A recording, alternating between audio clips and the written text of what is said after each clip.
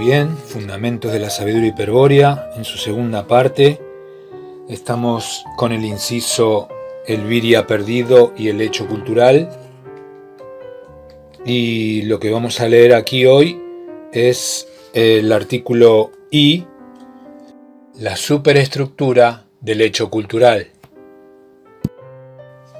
Hagamos un resumen muy sintético de las principales conclusiones aportadas por el artículo H. En el artículo F demostramos la manera arbitraria con que la historiografía moderna emplea el vocablo edad, al cual se lo ha vaciado de contenido para que sirva al solo efecto de señalar los intervalos de tiempo en que se divide la historia oficial. En el artículo G declaramos la intención de restituir a edad su antiguo sentido y para ello adoptamos una actitud crítica hacia la mentalidad racionalista, culpable de la mayoría de los errores que se cometen cuando se intenta conocer la verdad de un hecho histórico. Comenzamos recordando que en la remota antigüedad el concepto de edad no partía del hombre, sino de Dios. Pero enseguida aclaramos que los dioses antiguos, hoy recordados como mitos, son en realidad arquetipos exteriores, psicoideos, es decir, dominantes en ciertas épocas para actuar sobre los hombres y su medio ambiente. Luego postulamos 3 definiciones, 1, 2 y 3, de las cuales la primera decía: cualquier circunstancia histórica es la manifestación de un arquetipo psicoideo sobre la humanidad en el marco de una cultura externa. Para comprender en toda su profundidad estas definiciones, decidimos demostrar que habitualmente se confunde el hecho histórico con el hecho cultural, del cual el hombre es ajeno. No es posible, dijimos, tomar el hecho histórico como un mero hecho natural y hacerlo objeto de investigación. ¿Por qué? Porque el hecho histórico incluye al hombre en su forma como soporte concreto y no solo le impide ser ajeno, como respecto al hecho natural, sino que se manifiesta siempre actual para su atención, independientemente del tiempo cronológico en que tal hecho haya ocurrido. Finalmente retornamos a la identidad hecho histórico, hecho cultural, pero comprobando ahora que el hecho cultural es esencialmente estructurado, con lo cual lo es también el hecho histórico. Pero el hecho cultural es fáctico e incluye en su estructura a los objetos culturales exteriores y a los hombres que logra integrar su potencia. Es, con toda razón, una superestructura. Por eso preguntábamos, ¿de dónde le viene la potencia que posee a una superestructura exterior propia del mundo? Y obtuvimos la respuesta de los arquetipos colectivos psicoideos. Vamos ahora a ampliar esta respuesta recurriendo a la comparación analógica entre la estructura cultural y la superestructura. En la primera parte, en el artículo El mito y el símbolo sagrado, vimos que cuando se produce la emergencia del símbolo sagrado, del mito interior, frente al yo perdido, aquel intentará desplegar su proceso sobre él, involucrándolo como actor y no como mero espectador. Ello ocurre porque el símbolo sagrado está referido al sujeto consciente, que es quien sostiene a la fantasía, y porque su extensión metafísica, su participación de los arquetipos universales, le asegura suficiente potencia como para anestesiar al sujeto consciente y fagocitarlo. Si el sujeto carece de suficiente energía volitiva y no consigue suprimir la retención, el símbolo sagrado, cual verdadero arquetipo, lo capturará y lo hará objeto de su manifestación, intentando desarrollarse hasta alcanzar la entelequia. En resumen, la emergencia de un símbolo sagrado en la conciencia tiende a enajenar la atención del yo perdido durante todo su proceso. Este proceso es análogo a la emergencia de un arquetipo psicoideo en el mundo exterior, en la esfera de sentido del mundo del demiurgo, acontecimiento que se denomina hecho cultural. Sintéticamente, la emergencia del símbolo sagrado en la estructura psíquica del pasú es análogo al hecho cultural en el mundo exterior. Y, del mismo modo que el símbolo sagrado tiende a enajenar la atención del yo perdido durante todo su proceso, el arquetipo psicoideo intentará capturar e integrar al observador exterior en la superestructura del hecho cultural. El hecho cultural, desde luego, es la forma que contiene a una superestructura de objetos culturales y hombres. El arquetipo de la estructura cultural o mito interior posee potencia pasiva y para emerger necesita energía adicional, la cual es aportada por la razón como respuesta a la reflexión del yo perdido. Por causa de la razón, el arquetipo resulta desenganchado de la estructura sémica del designio, tal como se explicó en la primera parte. Análogamente, el arquetipo psicoideo del plano arquetípico o mito también dispone solo de potencia pasiva y requiere para su manifestación de energía adicional, la cual es aportada desde el inconsciente colectivo universal por toda la comunidad cultural. Es la acción de la comunidad al disponer como objeto cultural colectivo un signo que representa al símbolo sagrado, quien provoca su manifestación y lo desengancha del plan cósmico en el que se hallaba estructurado. Cuando un arquetipo psicoideo se actualiza en una superestructura, ésta no permanece quieta, sino que por el contrario, se muestra animada de determinado movimiento. La forma, o sea, el hecho cultural, evoluciona hacia su máxima perfección, que es asimismo el mayor acercamiento posible a la forma arquetípica. Por eso llamamos entelequia a la forma final, que es el arquetipo mismo, hacia donde tiende la evolución del hecho. Pero la forma se halla sostenida por la superestructura, de manera que es en ella, en cada uno de sus elementos, objetos culturales y comunidad humana, que se desarrolla y concreta el arquetipo psicoideo. En esta evolución, el arquetipo pone en juego una cantidad enorme de energía que constituye la reserva misma de la comunidad, energía tomada del alma colectiva y que es transformada y canalizada en la superestructura. Se entiende ahora por qué afirmábamos que la mayor potencia de la superestructura era capaz de captar a la estructura cultural de un observador e integrarla a su propia existencia.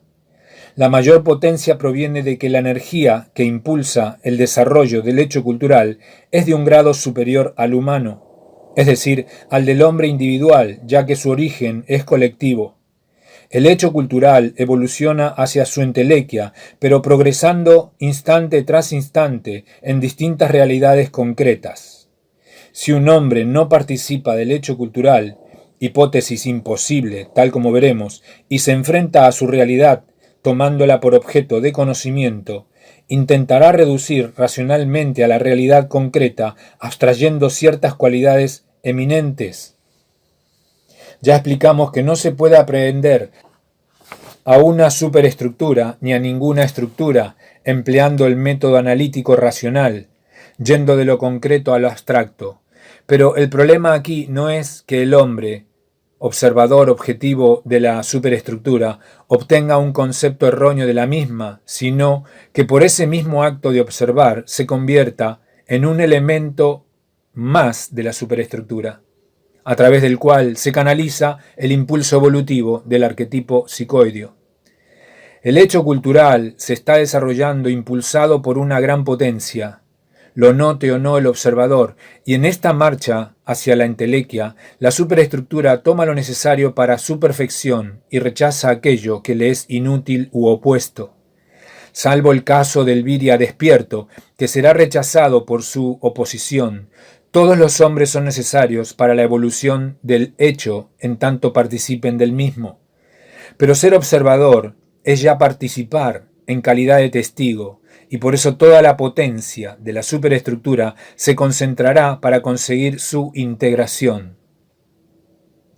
Ello no es difícil, pues al observar el hecho cultural, quedan enfrentadas la estructura cultural del observador y la superestructura, produciéndose lo lo que la estrategia psicosocial denomina captura, es decir, la integración al proceso evolutivo del hecho cultural. Naturalmente, en un hecho cultural, participan inconscientemente uno o varios hombres, que son, en definitiva, de quienes se nutre el arquetipo psicoideo para desarrollarse. No hemos querido tocar este aspecto de la superestructura porque el mismo se estudia con mayor detalle en nuestra obra Tratado de Estrategia Psicosocial de las SS, dentro de la teoría de los fenómenos gregarios, y porque el caso del observador capturado por la superestructura es altamente didáctico para clarificar cuánto venimos exponiendo sobre la falacia de considerar a la cultura exterior como objeto de conocimiento. ¿Por qué se produce, pues, la captura? Respuesta: porque cuando la razón del observador explora a la superestructura, descubre en ésta a sus propias proyecciones, es decir, ve en el mundo exterior cosas de su mundo interior, inconsciente. Pero estas proyecciones no ocurren accidentalmente, sino que son buscadas por el arquetipo psicoideo, disponiendo adecuadamente a la superestructura para recibir las imágenes convenientes. Si el observador cree ver que el hecho cultural se desarrolla según sus propios procesos interiores, se integrará voluntariamente al proceso exterior o, lo que es lo mismo, debilitará su voluntad de oposición. Nos preguntaremos, ¿cómo es posible que el observador vea aquello que conviene a la evolución del arquetipo psicoideo y no otra cosa? Y trataremos de explicarlo mediante una figura metafórica. Imaginemos un mosaico en el que se hallan dispuestas una junto a otra, sin orden, las imágenes de todas las personas que hemos conocido en nuestra vida. Sería sin duda un cuadro enorme, supongamos de unos 1000 metros cuadrados. Imaginemos nuevamente que tan enorme mosaico se encuentra verticalmente parado a nuestra espalda y que no podemos volvernos para verle.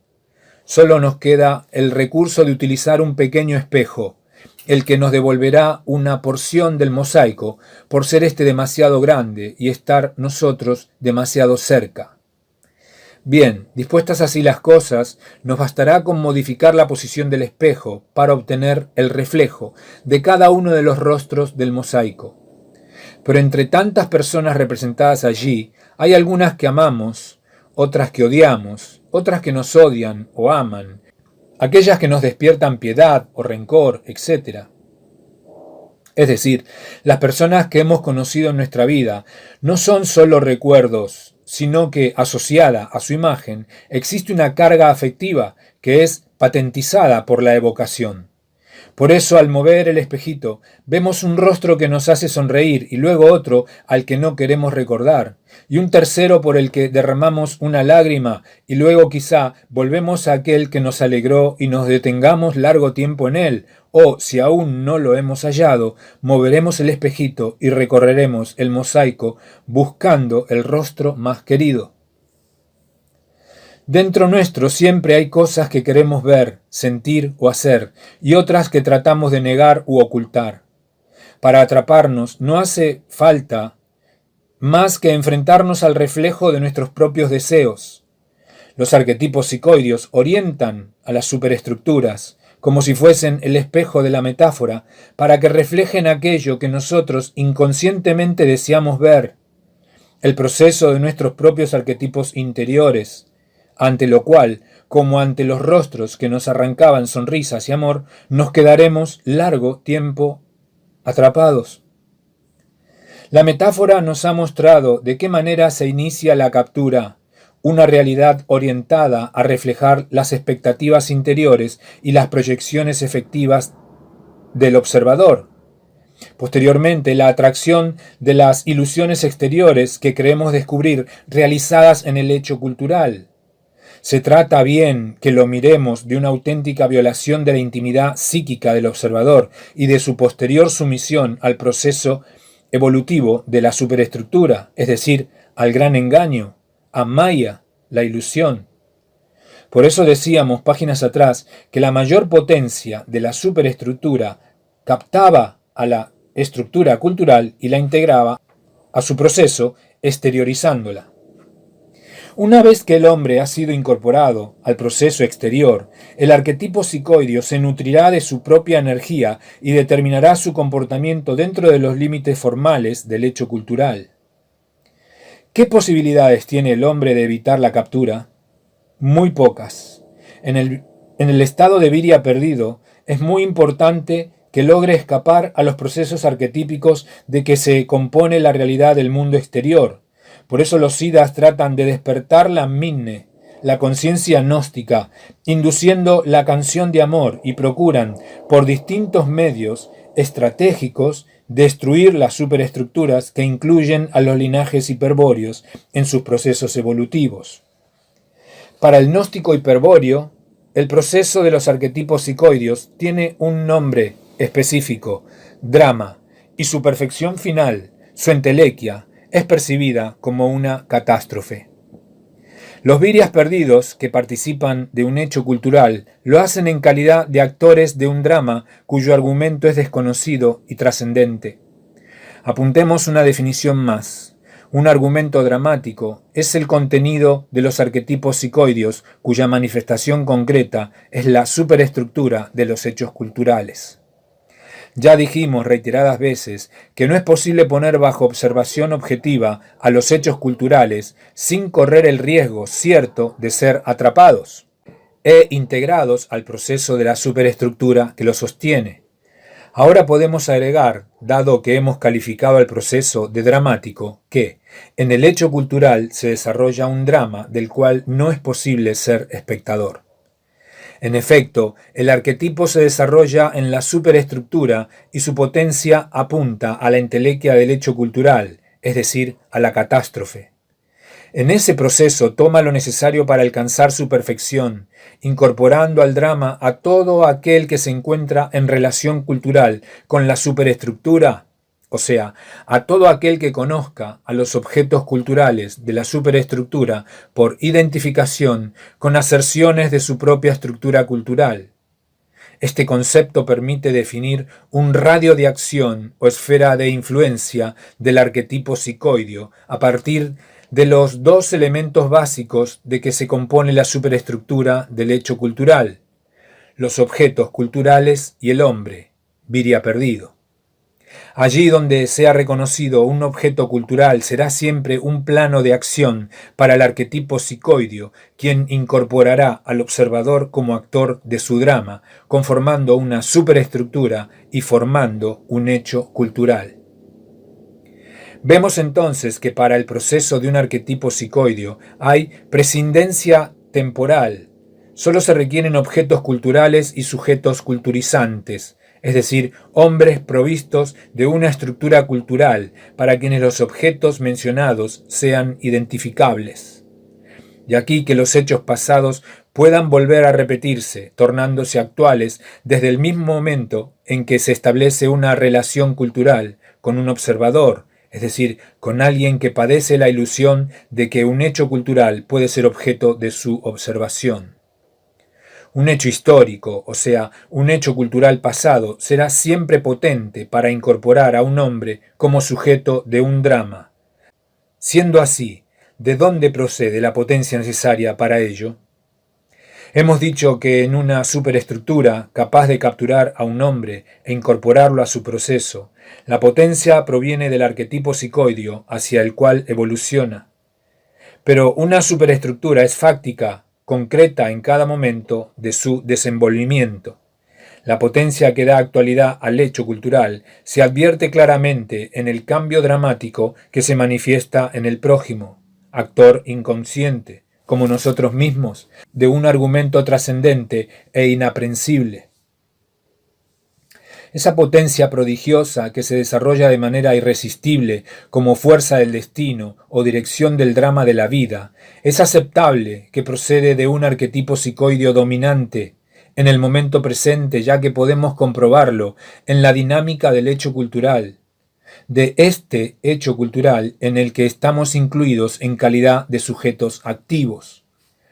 Pero de un hecho pasado no se advierte con mucha evidencia cómo puede haber potencia suficiente en un arquetipo psicoideo desvalorizado, transformado en mito, para capturar a un observador e incorporarlo en su drama.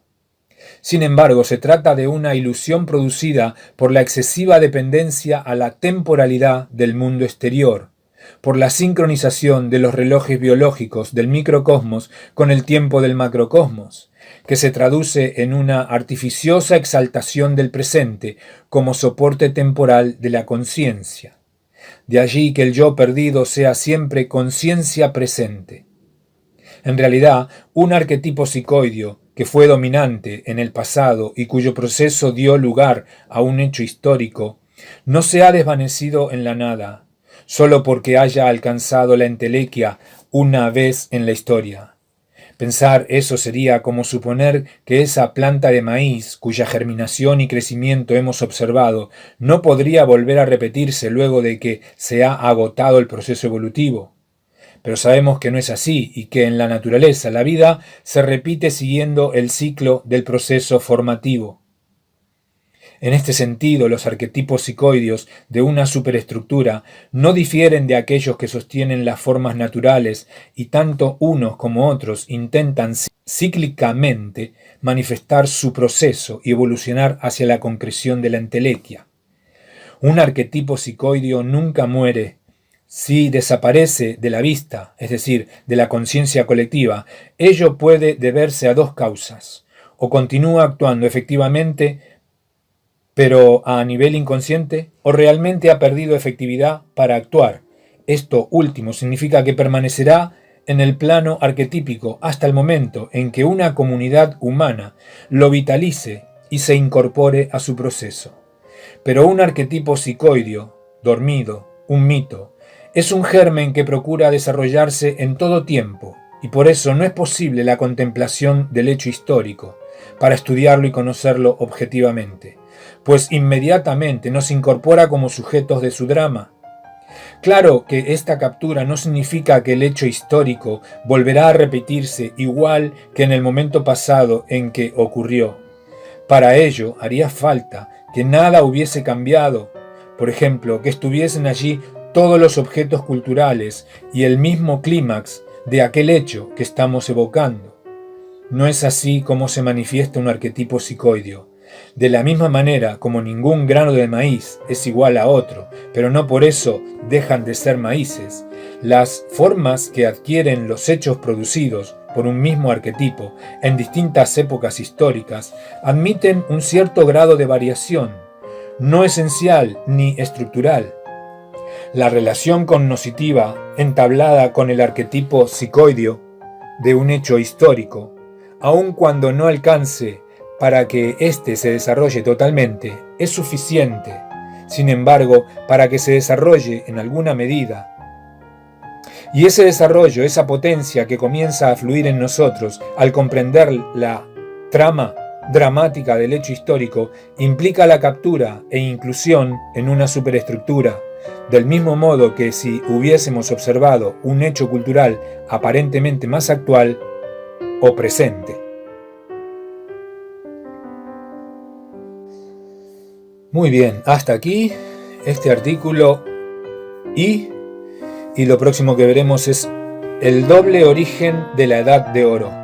Y así vamos dentro de este inciso, el Viria perdido y el hecho cultural. Hasta pronto.